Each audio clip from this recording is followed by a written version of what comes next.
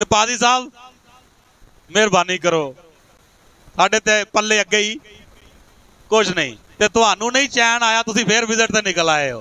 काल उतों पिया लॉकडाउन उंज लगा करोना दा दौर है ते भाई साहब तुहानू नहीं चैन होया कि तुसी फिर विजिट ते आए हो कि भाई साहब तुहानू नहीं पता इमरान खान ने बेड़ा गर्क कर चढ़िया धरने दे दे के मुल्क दे हालात जिहड़े इन्ने डिस्टर्ब होए ने ते तुसी फिर विजिट ते आए होंदे हो और तुहानू की दईए असी की करिए तुसी फिर भी घर तुसी फिर भी लाजमी रेगुलर विजिट ते। अगर आप हमारे चैनल पर नए हैं तो चैनल को सब्सक्राइब लाजमी करें और वीडियो को शेयर करें। Thanks for watching. एलिया नबी के दौरे हयात में सारपत शहर में एक बेवा है, काल पड़ा हुआ है, कैद पड़ा हुआ है। मुकद्दस एलिया नबी सफर करते करते खुदा ने कहा कि सारपत के इलाका में चला जा, वहां पर तेरी खिदमत के लिए तेरा बंदोबस्त किया है, एक बेवा जो है वो तेरे लिए तैयार किया है ताकि वो तेरी खिदमत करे। अब जब मुकद्दस एलिया खुदा के हुक्म इलाही के मुताबिक सारपत शहर में पहुंचते हैं तो वहां पर जब पहुंचते हैं तो देखते हैं कि एक बुढ़िया जो है, एक बेवा जो है वो वहां पर लकड़ियां चुन रही होती है और मुकद्दस एलिया क्या कहते हैं कि मुझे पानी पिला।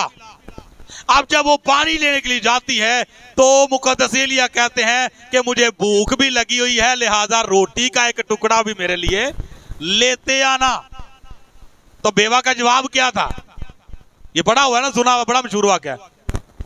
बेवा का जवाब ये था कि मैं एक लकड़ियां चुन रही हूं, मेरे घर में एक मुट्ठी आटा है और कुप्पी में थोड़ा सा तेल है और मैं लकड़ियां चुन रही हूं और साथ मेरे एक बेटा भी है। लकड़ियां चुन रही हूं ताकि जाऊं और जाके वो आटा गूंद के पकाऊं और मैं और बेटा खाएं और फिर मर जाएं। समझ आ गई बात की? मैं और मेरा बेटा खाएं और फिर मर जाएं। मुकद्दस एलिया ने क्या कहा कि खुदावंद यूं फरमाता है कि मिन्नू तो रोटी खवाना पहला, तो उसके बाद फिर देखना। खुदावंद यूं फरमाता है कि ना तेरी कुप्पी में से तेल खत्म होगा और ना तेरी मट्टी से आटा ही खत्म होगा। अब आप अंदाजा करें कि उस बेवा के अंदर क्या सिचुएशन चल रही होगी। यही ना कि है कितना सा, एक मुट्ठी आटा, कुप्पी में थोड़ा सा तेल। अब वो खुद क्या खाए, बच्चे को क्या खिलाए और मुकद्दस एलिया नबी को क्या दे। जी अब मुझे बताएं क्या करना चाहिए दोस्त कि पादी साहब मेहरबानी करो साडे ते पल्ले अगे ही कुछ नहीं ते तुहानू नहीं चैन आया तुसी फिर विजिट ते निकल आए हो। काल उतों पिया लॉकडाउन उंज लगा करोना दा दौर है ते भाई साहब तुहानू नहीं चैन होया कि तुसी फिर विजिट ते आए हो कि भाई साहब तुहानू नहीं पता इमरान खान ने बेड़ा गर्क कर चढ़िया धरने दे दे के मुल्क दे हालात जिहड़े इन्ने डिस्टर्ब होए ने ते तुसी फिर विजिट ते आए होंदे हो और तुहानू की दईए असी की करिए तुसी फिर भी घर तुसी फिर भी लाजमी रेगुलर विजिट ते आना ही आना। अच्छा तो फिर मुकद्दस एलिया ने कहा कि मैं अपनी मर्जी नाल नहीं आया, तेरे भले वास्ते असल च मैनू खुदा भेजे। असल विच मैनू तेरे भले वास्ते खुदा ने भेजा कि जा। अच्छा खुदा ने तो कहा था कि वो बेवा क्या करेगी, तेरी खिदमत करेगी, तो असल में खिदमत के लिए भेजा किसको? असल में खुदा ने मुकद्दस एलिया को भेजा उस बेवा के लिए। तो होता क्या है कि अब थोड़ा सा अनाज उसके पास है, एक मुट्ठी आटा है, कुप्पी में थोड़ा सा तेल है, लेकिन उसमें से भी क्या किया उसने? खुदावंद के खादम के लिए, खुदा के बंदा के लिए उसने रोटी पकाई। उसके बाद क्या हुआ?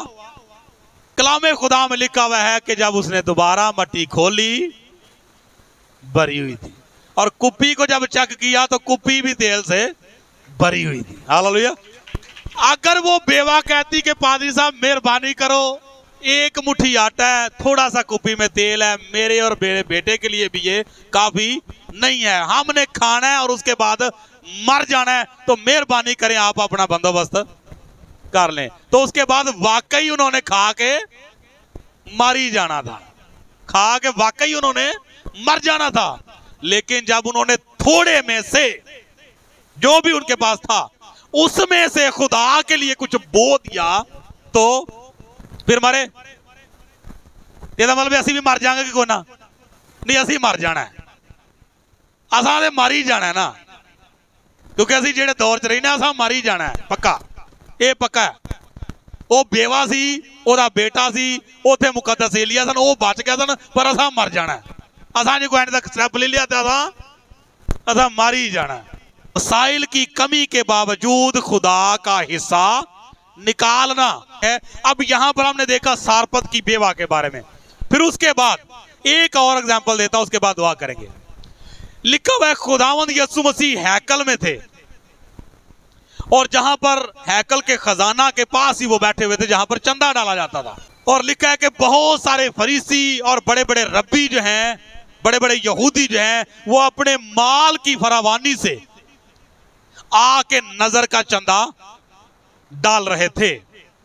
और उसी दौरान क्या हुआ कि एक गरीब बुढ़िया वहां पर आई। क्या लेके आती है?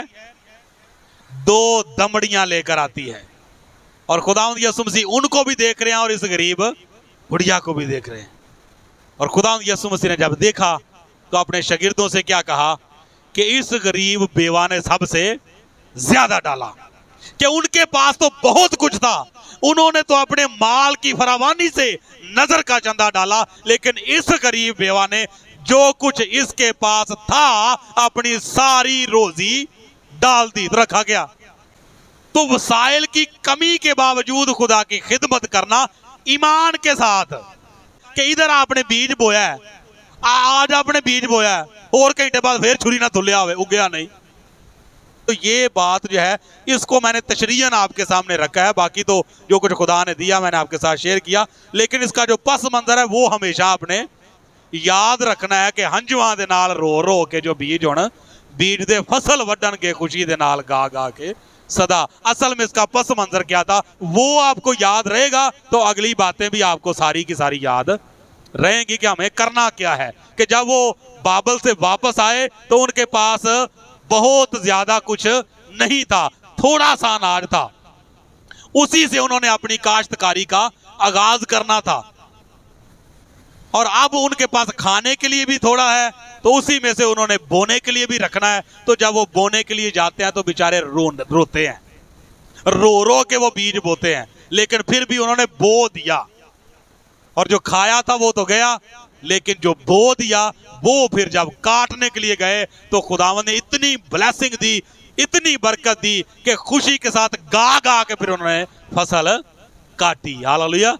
इस तरह की मजीद वीडियोस देखने के लिए हमारे चैनल को सब्सक्राइब लाजमी करें और बेल आइकन को प्रेस करें ताकि हर नई आने वाली वीडियो बर वक्त आप तक पहुंच सके। Thanks for watching.